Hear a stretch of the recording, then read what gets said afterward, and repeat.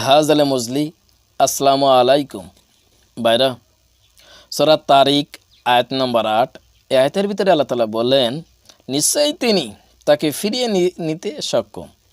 দেখেন বাইরা, আল্লাহ তাআলা ইচ্ছা করলে সব কিছু করতে পারে। আল্লাহ তাআলা যা কিছু বলবে তাই হয়ে যাবে।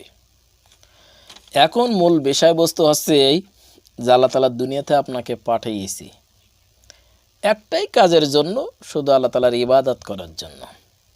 ইবাদতের অনেক বিষয় আছে যে আপনি শুধু সারা রাত দিন 24 ঘন্টা তাসবিহ তাহলিম করলেন এমনটি নয়। আপনি দৈনন্দিন জীবনে কাজ করেন, তার প্রথমে আপনি বিসমিল্লাহ বলেন, সেটাই ইবাদতের ভিতরে গণ্য হবে। এমন অনেক অনেক বিষয় আছে।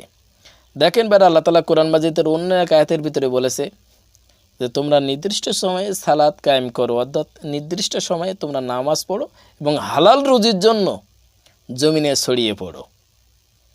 এইখানে আপনার বুঝতে হবে যে নির্দিষ্ট টাইমে নামাজ পড়ার কথা আল্লাহ তাআলা বলছে।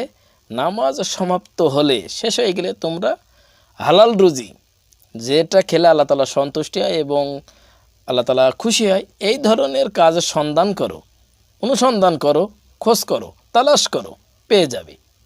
দেখেন বেড়া, পৃথিবীতে হযরতে আদম আলাইহিস সালাম থেকে শুরু করে আল্লাহ রসুল পর্যন্ত লক্ষাধিকগণ পয়গম্বর এই পৃথিবীতে আগমন করেছেন।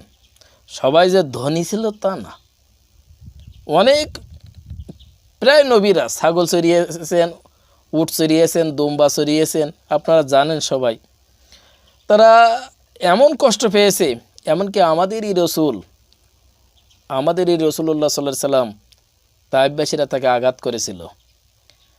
তাছাড়া যখনই তায়েফবাসীর কাছে দাওয়াত নিয়ে গেলেন আল্লাহ রসুল, তায়েফবাসীরা তাকে এমনভাবে আঘাত করেছিল, মাথা ফেটে গিয়েছিল, শরীর থেকে রক্ত বাইর হচ্ছিল। ওই সময় জিবরাইল আমিন এসে গেলেন, জি ইয়া রাসূলুল্লাহ, আপনি একবার শুধু বলেন, আমি তায়েফবাসীকে উল্টিয়ে দিব।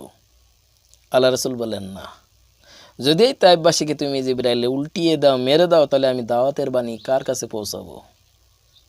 কতটা আবেগ বয়, কতটা মনের ভিতরে সেই ভালোবাসা। তায়েফবাসীরা মেরে রক্তাক্ত করে দিল, অথচ সেই তায়েফবাসীর জন্য কখনো আল্লাহ রসুল বদদুয়া দিলেন না। এই তো আছে ইসলামের শিক্ষা। এই জন্যে প্রত্যেকের উদ্দেশ্য বা যারা বিভ্রান্তি মানুষ, তারা যেন আল্লাহ তাআলার রাস্তায় আসে। এখন আপনাকে সেই বিষয়টি অবলোকন করতে হবে, সেই বিষয়টি আপনাকে মেনে চলতে হবে যে বিষয়টি ইসলামের পক্ষে আছে।